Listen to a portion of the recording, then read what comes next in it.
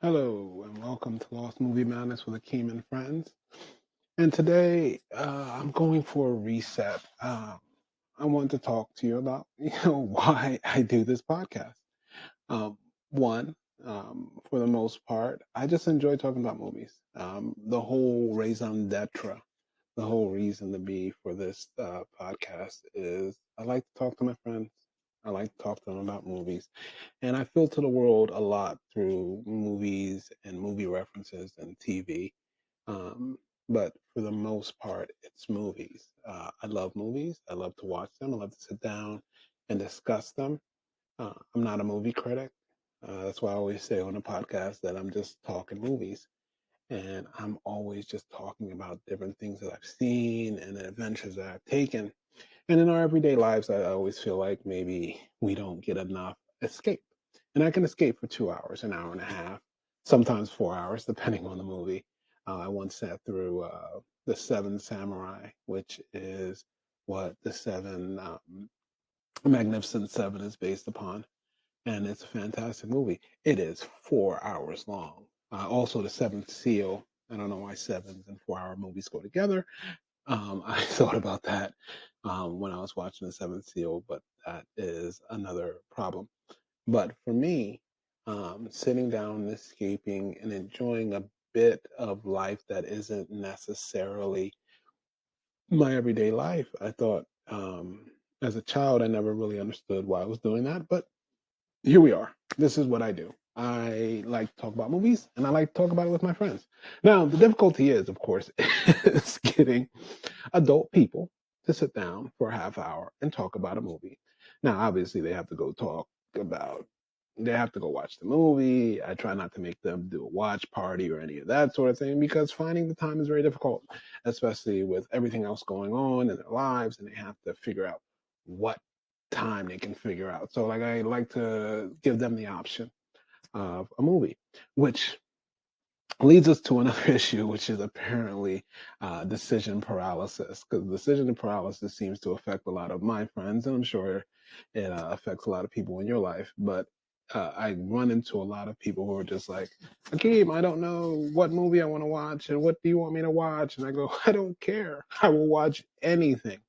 So, in an effort to narrow some of that decision down, I have decided to take play a page out of James Acaster's playbook. Now, James Acaster, for those of you who don't know that, I'm so excited to share James Acaster with people out there who don't know who he is. James Acaster is a comedian from Britain who has this great accent, and he is interesting, and he's funny, and he's unreliable, and he's brilliant. He has a Netflix special called Repertoire, which is dark and it's stark and it's funny and it's a lot about him, and he takes you on these journeys and he tells you these stories that don't make any sense. In one part, he talks about being a cop and him being undercover in a drug gang. And for those of you who know the drug lifestyle, he would have got caught very quickly. But he's amazingly funny. He's poignant. He tells the story about a place called Pret a Manger, which I believe we only have in the States in New York. Um, uh, and essentially, they have these free bananas.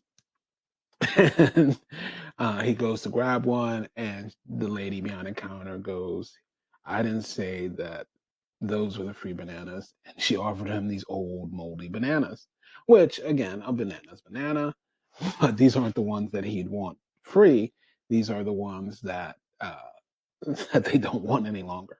Which a lot of times, if you go to a store and they offer you something free, and he decides that he's going to open a banana store and and have a free banana, but she has to figure out which other bananas are free.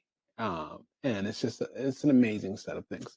I'm not doing James A. Caster justice, but he is a hilarious comedian. So this year I decided that taking a page out of his book, and I haven't even told you what his book is.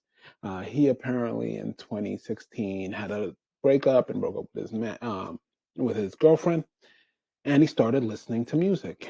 And he wrote a book called Perfect Sound, whatever. And he decided that 2016 was the greatest year in music ever. Now, I heard about this a couple years ago, and on the face of it, it just doesn't make any sense. There's absolutely no way 2016 is the greatest year in music. But then I thought about it, and I've been thinking about it for a couple years. And he does a podcast literally called Perfect Sound. And he talks to people about albums that he introduces them to from 2016. They go into deep dives about that. And if there's one thing that I love, is a deep dive. I have a friend of mine, I have several friends of mine who can't watch anything above like 30 seconds because they're fully in TikTok attention mode.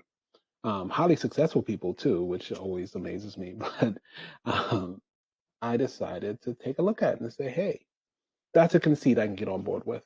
Take a year, take a time, and be like, okay, this is the greatest thing ever. All right. So he talks about that. And I decided that I do a movie podcast. Follow me here now. I do a movie podcast. So let me take a year, literally 2016, and watch only movies from 2016 and see if 2016 is the greatest year of movies. Now, I know I'm going to preempt any questions you have. I know that doesn't make any sense. The Godfather didn't come out in 2016. Um, Streetcar Named Desire didn't come out in 2016. Citizen Kane didn't come out in 2016, but that does not mean that 2016 isn't the greatest year of movies completely. I know we like to think about classics, but how many classics are that enjoyable? How many times have you watched a classic and we're like, eh?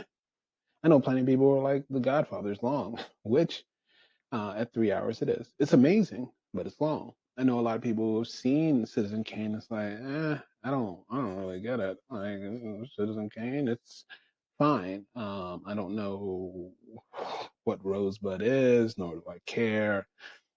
San Simeon doesn't seem that interesting. Um, he's a newspaper magnate, sure. I don't really care about any of that, but I think that it's a great conceit.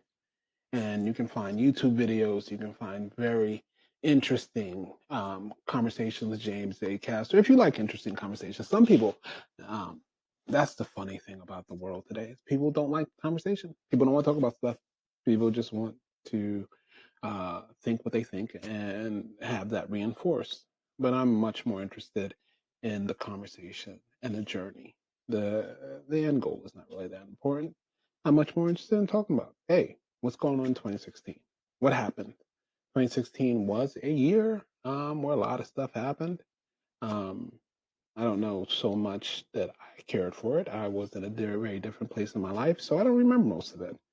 But we're going to go through this year. This is what we're going to do here on this channel anyway. We're going to go through movies from 2016 and I'm going to talk about it. And sometimes I have a friend, sometimes I won't. For the most part, I'm thinking I probably won't have that many friends on because none of them get it, which is fine. For me, the important part is I get it and I find it interesting and I find it funny. And if I talk about something else, that's great. Last year, I had decided that I was going to do 12 episodes uh, with 12 different people about the movie A Christmas Story. You would not believe the difficulty I had getting people, one, on board to talk about Christmas Story, and two, to find the time to do it. Uh, I thought A Christmas Story was a beloved Christmas classic. Not so. People really don't like that movie. People are of one mind that that's not a good flick, which to me is amazing. I think that Christmas Story is probably one of those things that I look forward to most when it comes to Christmas time, and I will watch it. TNT or TBS, I can't remember which one, has it on like 24 hours straight, and I'll watch it for 24 hours straight. Listen, Ralphie shooting his eye out is amazing. But the great thing about what I'm trying to do is I want to have the conversation. If you don't like it, great. That's a much better conversation to be had than like, oh, I love that movie. Let's talk about all the things that I love about this, and I'll talk about all the things I love about it, and we'll talk about Black Bart, or we'll talk about, the teacher being pregnant with Drake's producer, his favorite producer. Yeah, okay, great. I don't want to have that conversation 12 times, but I want to have a different conversation, get a different person's perspective. And then maybe I can learn something about me and the human condition. So this year, saying that I'm going to watch 2016 movies, some of the movies that we'll talk about: Mrs. Peregrine's Home for Familiar Kids, Unfamiliar Kids. I can't remember what the full thing is. We're going to talk about Deadpool. We're going to talk about The Handmaiden. We're going to talk about Rogue One, a Star Wars story. Moana, which my daughter loves. My daughter loves Moana. I've already done an episode with my daughter from a 2016 movie, which is the Ghostbusters with the ladies, which Elizabeth loves, and which I think is highly underrated. I think people were very down on it. I thought it was fun. I thought it was interesting, and it was great for young girls.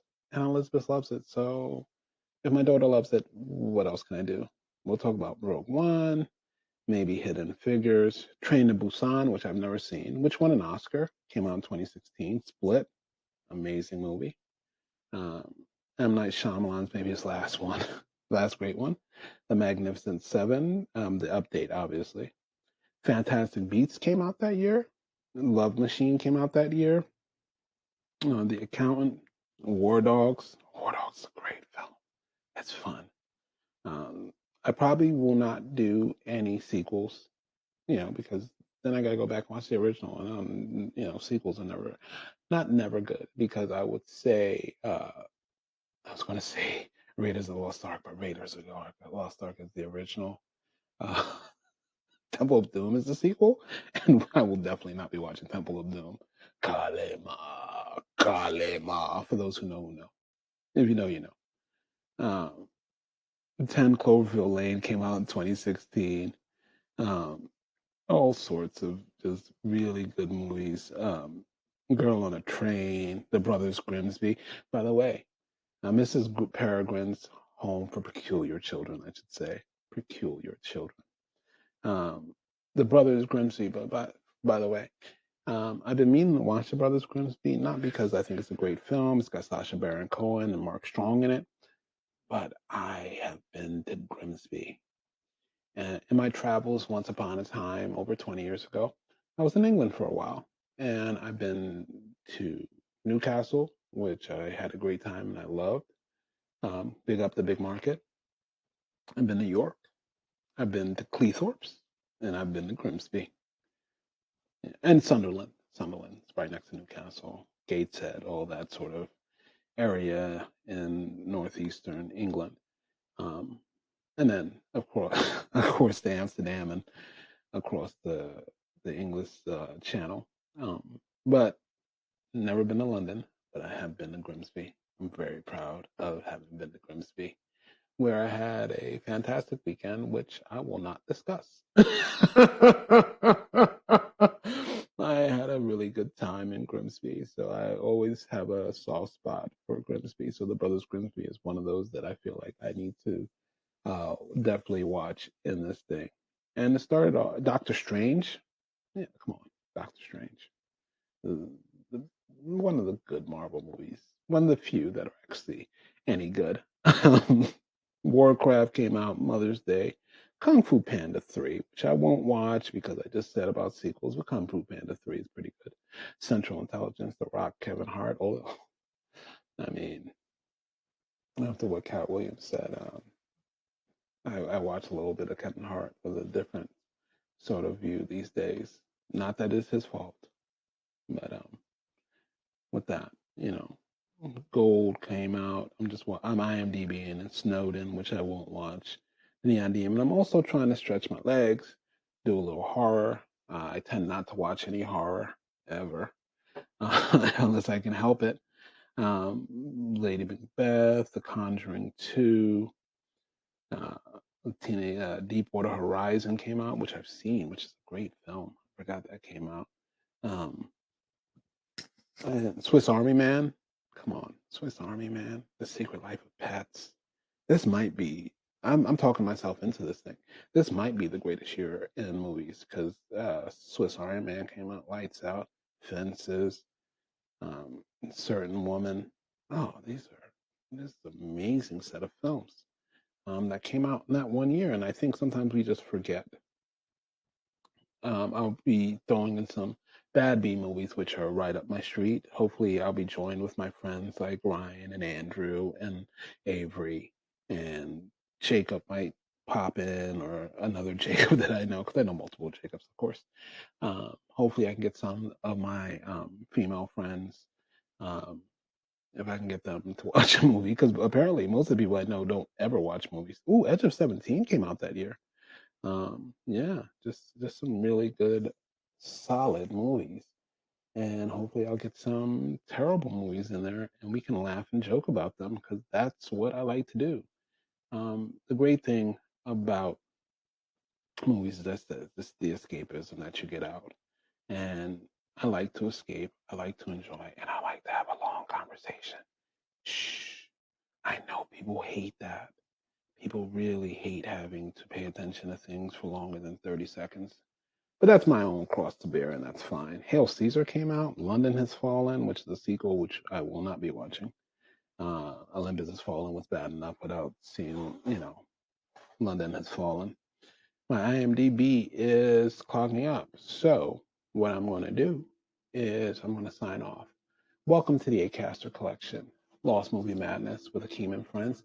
If you like what you see or you hear, please like, share, and subscribe. If you want to watch a movie and talk to me about it, anyone, anywhere, as long as you speak English, because I don't speak any other languages other than English, maybe some Creole if you're Sierra Leonean out there. But other than that, please like, share, and subscribe.